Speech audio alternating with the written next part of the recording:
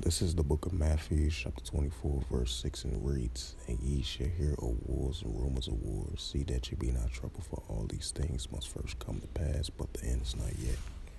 Shalom. First and foremost, I'd like to give all praises and glory and honor to Yahweh Ba'ashem, Yahweh Shai, Bahashem Makarkadash. Shalom to the elders for preaching the word truthfully and sincerely, and shalom to the Akim scattered through the four corners of the globe, preaching the word truthfully and sincerely as well too. And I say shalom to the Akim out there.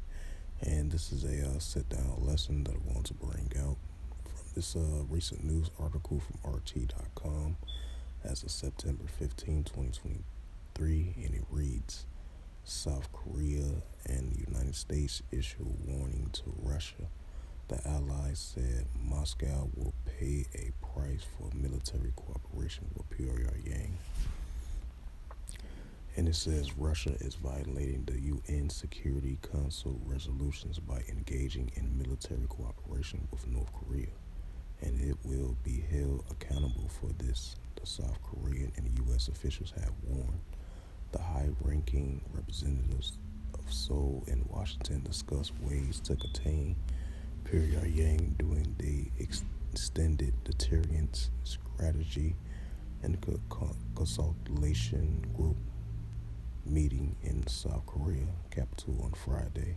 The gathering took place amending the visit of North Korea leader Kim Jong-un to Russia, which sparked serious concern in South Korea and the United States. And it says the military cooperation with North Korea is a grave violation of the UN Security Council resolutions. South Korean Vice President Minister Chang Ho-jin said during a press conference after the event, Moscow should act responsibly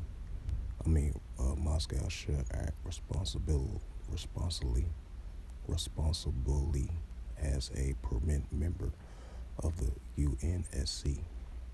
He insists, according to the deputy FM, Seoul and Washington agreed to work together to ensure there is a price to pay for the grave violation of which impose strict international sanctions on Pyongyang over its nuclear and ballistic missiles program. And it says his comments were echoed by the U.S. Under Secretary of State and Arms Control and International Security, Bonnie Jenkins, who said that the recent reports about potential sales of arms between North Korea and Russia are concerning.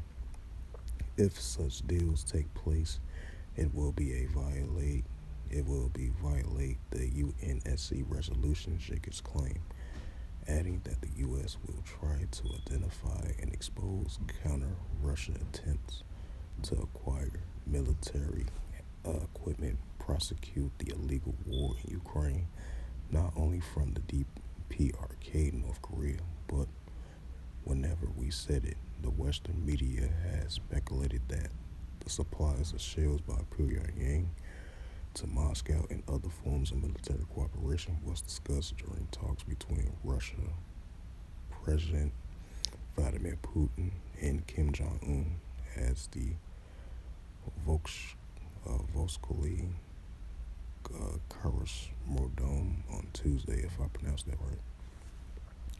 And it says the two leaders, however, have not explicitly mentioned military cooperation so far during the DPRK's leaders' visit to Russia. Kremlin spoke Dmitry Peskov told journalists on Friday that no agreement was signed on this or any other issue by Russia and North Korea leaders. There was no such plans, he stressed it. It says, throughout the conflict in Ukraine, Russia has repeatedly denied claims that it is using foreign equipment such as North Korea shells or Iranian drones. Moscow insists that it only relies on local-made weapons during the military operation. It's the book of Matthew, chapter 24, verse 7. For nation shall rise against nation, and kingdom against kingdom, and there shall be famines and pestilence and earthquakes in diverse places. Back at it again with Matthew 24 and 6. And ye shall hear of wars and rumors of wars. See that ye be not troubled, for all these things must first come to pass, but then it's not yet. So with that, hopefully this sit-down lesson was edifying of this recent news article from RT.com. As it says, September 15, 2023, from RT.com, Alternative World News.